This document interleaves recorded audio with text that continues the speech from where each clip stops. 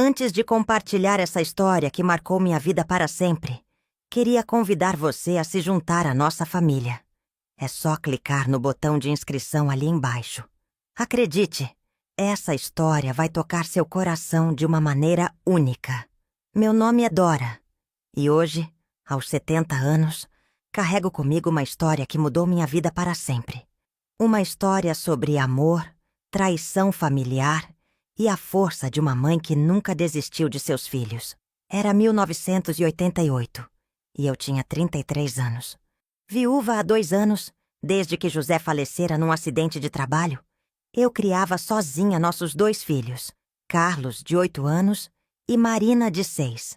Morávamos numa casa simples, onde eu trabalhava como costureira, fazendo também pequenos serviços de lavagem de roupa para os vizinhos. Nossa vida era corrida, mas repleta de amor. Acordava cedo todos os dias, preparava o café das crianças enquanto a primeira leva de roupas já estava no tanque. Entre um reparo de costura e outro, lavava as roupas dos vizinhos, que me ajudavam como podiam, principalmente Dona Cida, que sempre foi um anjo em nossa vida. À noite, mesmo exausta, eu nunca deixava de contar histórias para meus pequenos antes de dormir. Eram as mesmas histórias que minha avó me contava na infância. E ver os olhinhos deles brilhando me dava força para enfrentar mais um dia de trabalho. Nos fins de semana, nosso momento mais precioso era fazer piquenique no pequeno parque perto de casa. Não tínhamos muito, mas tínhamos amor de sobra. Carlos sempre levava sua bola velha, e Marina não largava a boneca de pano que eu havia feito para ela. Foi numa tarde comum, enquanto estendia roupas no varal, que tudo começou a mudar. As dores no peito que eu vinha sentindo há dias se intensificaram. A fraqueza que eu atribuía ao cansaço do trabalho pesado ficou insuportável. De repente, tudo escureceu. Foi Dona Cida quem me encontrou caída no quintal e chamou a ambulância. Lembro-me vagamente de ouvir sua voz desesperada pedindo socorro, enquanto o meu único pensamento era: meus filhos? Quem vai cuidar dos meus filhos? O diagnóstico no hospital foi um choque. Problema cardíaco grave, necessitando cirurgia urgente. O médico falava sobre uma recuperação longa e difícil, mas eu só conseguia pensar em Carlos e Marina. Foi então que meu irmão mais novo, Antônio, apareceu como uma solução. Antônio era meu irmão mais novo, casado com Marta. Os 2 tinham uma vida confortável e, diferente de mim, não precisavam se preocupar com dinheiro. Nunca tiveram filhos, algo que sempre foi um ponto sensível para Marta. Dora, deixa as crianças com a gente enquanto você se recupera, Antônio disse, sentado ao lado da minha cama no hospital. Você sabe que vamos cuidar bem deles. Meu coração apertou. A ideia de ficar longe dos meus filhos me causava uma dor quase física. Mas que escolha eu tinha? O médico havia deixado claro que minha situação era grave e a recuperação seria lenta. Será só por algumas semanas, no máximo alguns meses, Antônio garantiu, segurando minha mão. As crianças podem te visitar sempre que quiserem. Naquela noite, quando Carlos e Marina vieram me ver, tentei explicar a situação da melhor forma possível. Mamãe precisa ficar no hospital um tempinho para ficar forte de novo, disse, engolindo as lágrimas. Vocês vão ficar com o tio Antônio e a tia Marta, mas logo estaremos juntos novamente. Marina se agarrou ao meu pescoço, chorando. Mas quem vai contar história pra gente dormir? A tia Marta vai contar, respondeu Antônio rapidamente, já a pegando no colo. E vocês vão poder visitar a mamãe sempre que quiserem. Carlos, sempre mais quieto e observador, me olhava com seus olhos idênticos aos do pai. Promete que vai voltar logo, mãe? Prometo, meu amor. Prometo com todo o meu coração. Mas a cirurgia não correu como esperado.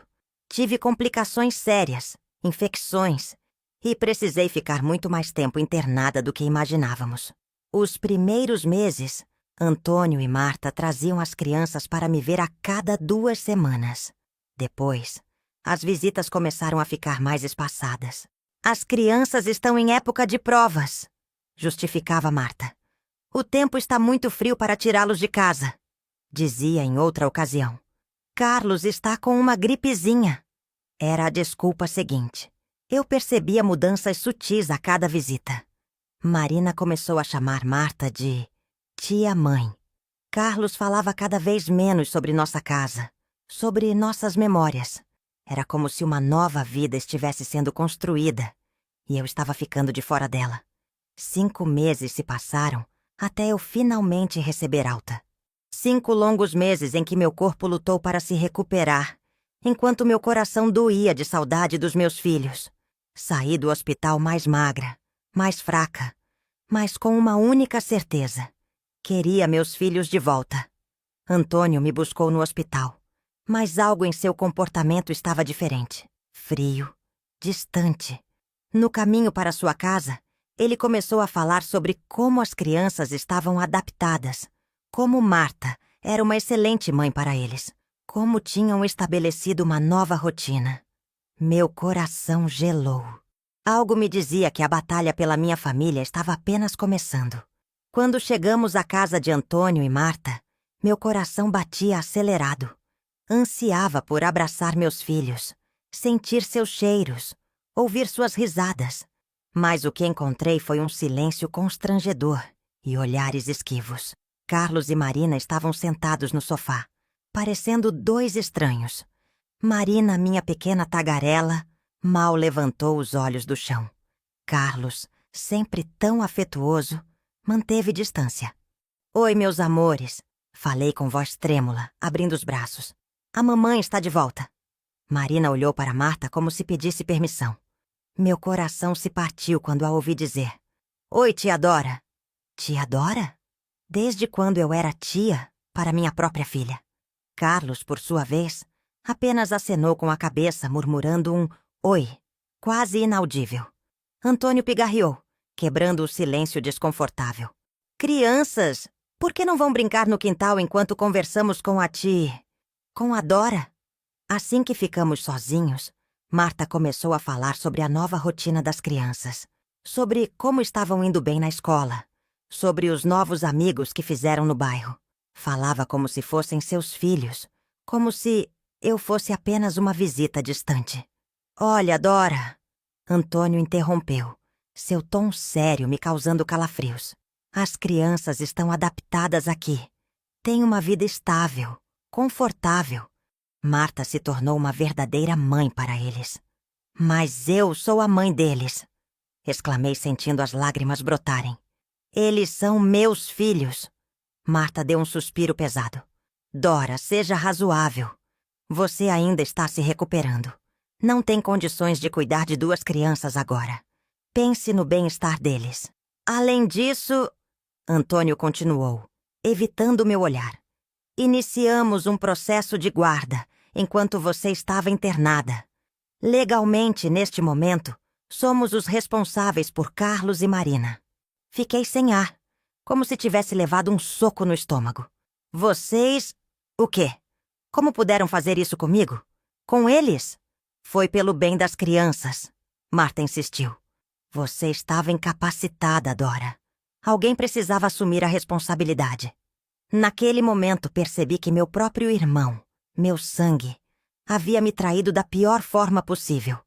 Havia usado minha condição de saúde contra mim, roubando o que eu tinha de mais precioso. Quero ver meus filhos, exigi, levantando-me com dificuldade. Quero levá-los para casa. Antônio segurou meu braço, impedindo-me de ir ao quintal. Não vai ser possível, Dora. As coisas mudaram. Você não pode simplesmente chegar e desarranjar a vida deles novamente. Desarranjar! Gritei, as lágrimas agora correndo livremente. Eu sou a mãe deles. Como ousa dizer que estou desarranjando suas vidas? Marta interveio, sua voz falsamente doce. Por que não damos um tempo? Você pode visitá-los aos poucos, se readaptar. Saí daquela casa sentindo-me derrotada, traída e, acima de tudo, com o coração partido. A última imagem que tive foi de Carlos e Marina me observando pela janela, seus rostinhos confusos e distantes. Naquela noite, sozinha no pequeno quarto que aluguei às pressas, Chorei como nunca havia chorado antes. Mas em meio às lágrimas, uma certeza se formou. Eu lutaria. Lutaria com todas as minhas forças para ter meus filhos de volta. A batalha estava apenas começando, e eu não desistiria sem lutar. Nos dias que se seguiram, mergulhei em um turbilhão de emoções. Raiva, tristeza, desespero e determinação se misturavam em meu peito. Mas não podia me dar ao luxo de desabar. Meus filhos precisavam de mim, mesmo que eles próprios não soubessem disso ainda. Com o pouco dinheiro que me restava, aluguei um quarto simples na periferia da cidade. O espaço era apertado, mas eu sonhava em transformá-lo em um lar acolhedor, para quando Carlos e Marina voltassem. Comecei a trabalhar incansavelmente, aceitando qualquer serviço de costura que aparecesse. Minhas mãos, ainda trêmulas pela cirurgia, se esforçavam para manter o ritmo. Às vezes passava noites inteiras costurando, ignorando as dores no peito e a fadiga. Cada centavo economizado era um passo mais próximo de ter recursos para lutar pela guarda dos meus filhos. Consegui o contato de uma advogada através da igreja local. Doutora Renata, uma mulher de meia-idade com olhos gentis, ouviu minha história com atenção. "Não vou mentir, Dona Dora", ela disse, ajeitando os óculos. "Será uma batalha difícil. Seu irmão tem uma situação financeira estável. E o fato de você ter ficado internada por tanto tempo pode pesar contra nós. Mas temos o direito materno ao nosso lado." Agarrei-me a essa esperança como um náufrago se agarra a um pedaço de madeira em meio à tempestade. As visitas aos meus filhos eram supervisionadas, e sempre na casa de Antônio e Marta. Era doloroso ver como eles pareciam distantes, quase como se eu fosse uma estranha. Marina, minha pequena tagarela, agora mal falava comigo. Carlos, embora mais receptivo, parecia constrangido na minha presença. Numa dessas visitas, tentei reconectar com eles através das histórias que costumava contar. "Lembram daquela história da princesa corajosa que salvou o reino?" Perguntei, esperançosa. Marina olhou para Marta como se pedisse permissão para responder. Meu coração se apertou. "A tia Marta conta histórias diferentes", Carlos disse baixinho. "Ela tem livros com figuras." Engoli o nó na garganta. "Entendo. Mas as nossas histórias eram especiais, não eram?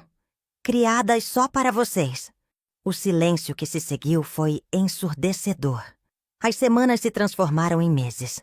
O processo legal se arrastava, consumindo cada centavo que eu conseguia economizar. Houve momentos em que pensei em desistir, em aceitar que talvez Antônio e Marta pudessem oferecer uma vida melhor para meus filhos. Mas então me lembrava do sorriso de Marina ao acordar, do jeito que Carlos franzia o nariz quando estava concentrado, igual ao pai. Lembrava-me das noites de tempestade quando os dois corriam para minha cama, buscando conforto, e encontrava forças para continuar. Uma noite, exausta após um longo dia de trabalho, recebi uma ligação inesperada. Era Carlos. "Mãe?" Sua voz soava hesitante do outro lado da linha. Eu sinto sua falta." Aquelas 4 palavras foram como um bálsamo para minha alma ferida. Lágrimas silenciosas corriam pelo meu rosto, enquanto conversávamos por alguns minutos preciosos. Antes de desligar, ele sussurrou: "A Marina também sente sua falta, mas ela tem medo de dizer." Naquela noite, renovei meu juramento. Não importava quanto tempo levasse, quanto esforço fosse necessário, eu traria meus filhos de volta para casa. A luta de uma mãe não conhece limites, e eu estava apenas começando. O telefonema de Carlos foi um ponto de virada. Percebi que, apesar da distância física e emocional que nos separava, o vínculo com meus filhos ainda existia, frágil, mas presente. Isso me deu uma nova perspectiva e energia para continuar lutando. Nas visitas seguintes, notei pequenas mudanças. Marina começou a me olhar nos olhos por mais tempo. Carlos ocasionalmente fazia perguntas sobre nossa antiga casa, sobre as histórias que eu costumava contar. Eram passos pequenos, mas significativos. Um dia decidi levar minha velha caixa de costura para uma das visitas. "Lembram quando fazíamos bonecos de retalho juntos?" Perguntei, tirando pedaços coloridos de tecido da caixa. Os olhos de Marina brilharam com uma faísca de reconhecimento. Timidamente ela se aproximou e pegou um pedaço de tecido florido. Esse parece com o vestido da minha boneca antiga, ela murmurou. Por 2 horas mágicas, costuramos juntos. Carlos, embora fingisse desinteresse no início, logo se juntou a nós, ajudando a escolher os botões para os olhos dos bonecos. Por um momento, era como se o tempo não tivesse passado, como se estivéssemos de volta à nossa pequena casa, criando memórias juntos. Marta observava de longe, uma expressão indecifrável em seu rosto. Percebi que ela também estava em uma situação difícil. Havia se apegado às crianças. As amava como se fossem seus próprios filhos. Mas eles eram meus, e aos poucos estavam se lembrando disso. O processo legal continuava, lento e desgastante. Cada audiência era uma montanha-russa emocional. Antônio e Marta argumentavam sobre estabilidade financeira, sobre a rotina estabelecida das crianças. Meus advogados contra-argumentavam sobre o direito materno, sobre o vínculo insubstituível entre mãe e filhos. Enquanto isso, eu continuava trabalhando incansavelmente. Minha saúde, ainda frágil, às vezes me traía. Houve noites em que as dores no peito me acordavam, lembrando-me do quão perto estive de perder tudo. Mas a cada manhã, eu me levantava, determinada a ser forte por Carlos e Marina. Um dia recebi uma visita surpresa de Dona Cida, minha antiga vizinha. Ela tinha ouvido sobre minha situação e veio oferecer apoio. Minha filha, ela disse, segurando minhas mãos calejadas. Você sempre foi uma mãe maravilhosa. Não deixe ninguém te convencer do contrário. Suas palavras foram um bálsamo para minha alma cansada. Dona Cida se ofereceu para testemunhar no tribunal, falando sobre como eu cuidava das crianças antes da minha internação. Seu testemunho foi crucial, trazendo uma perspectiva externa e imparcial sobre minha dedicação como mãe.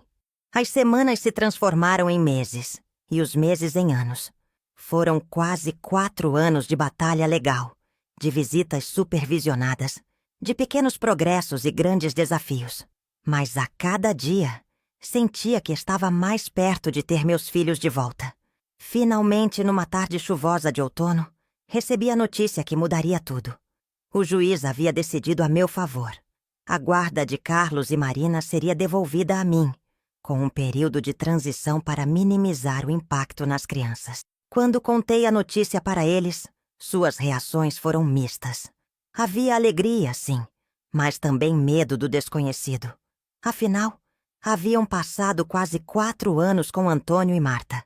Mas eu prometi a eles e a mim mesma que faríamos essa transição com todo o amor e paciência do mundo. O caminho de volta para casa estava aberto, mas sabia que ainda teríamos muitos desafios pela frente. A reconstrução dos nossos laços estava apenas começando. O dia em que Carlos e Marina voltaram para casa comigo foi um misto de emoções. Meu pequeno quarto alugado, que eu havia decorado com tanto carinho nos últimos meses, parecia ainda menor com nossas malas e caixas. Mas para mim, era o início de uma nova vida. Os primeiros dias foram desafiadores. As crianças estavam silenciosas, observando cada canto como se estivessem em território desconhecido. Marina chorou baixinho na primeira noite, sentindo falta do quarto espaçoso que tinha na casa de Antônio e Marta. Carlos ficava horas olhando pela janela, como se esperasse que alguém viesse buscá-lo. Vai levar tempo, eu dizia a mim mesma todas as manhãs, olhando no espelho. Amor e paciência, Dora. Amor e paciência. Aos poucos estabelecemos uma nova rotina. Acordávamos cedo, tomávamos café juntos. Eu os levava para a escola antes de ir trabalhar. À noite nos reuníamos para jantar e conversar sobre o dia. Foi durante um desses jantares que Marina finalmente se abriu. Mãe, ela disse brincando com a comida no prato. Por que você ficou longe por tanto tempo? Meu coração apertou. Expliquei da melhor forma que pude sobre minha doença, sobre como foi difícil ficar longe deles. Carlos, que normalmente ficava quieto, surpreendeu-me. Eu lembro de você no hospital. Estava tão magrinha. Lágrimas brotaram em meus olhos. Foi um tempo difícil, meus amores. Mas agora estamos juntos de novo. E é isso que importa. Com o passar dos meses, vi os sorrisos voltarem aos rostos dos meus filhos. Marina começou a me pedir para contar as antigas histórias antes de dormir. Carlos um dia me surpreendeu pedindo ajuda com o dever de casa, como fazíamos antigamente. Não foi fácil. Houve dias em que a saudade que eles sentiam de Antônio e Marta era palpável. Permiti que mantivessem contato, entendendo que meu irmão e sua esposa haviam se tornado parte importante de suas vidas. Aos poucos, as feridas foram cicatrizando e uma nova dinâmica familiar se estabeleceu.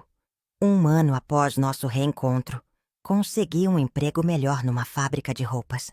Economizando cada centavo, finalmente pudemos nos mudar para um apartamento maior. No dia da mudança, enquanto desempacotávamos as caixas, encontrei algo que me emocionou profundamente. Os bonecos de retalho que havíamos feito juntos durante uma das visitas. "Olhem só o que eu achei!" exclamei, mostrando os bonecos para as crianças. Marina correu para pegá-los, seus olhos brilhando. "Lembro do dia em que fizemos isso. Foi tão divertido." Carlos sorriu pegando seu boneco.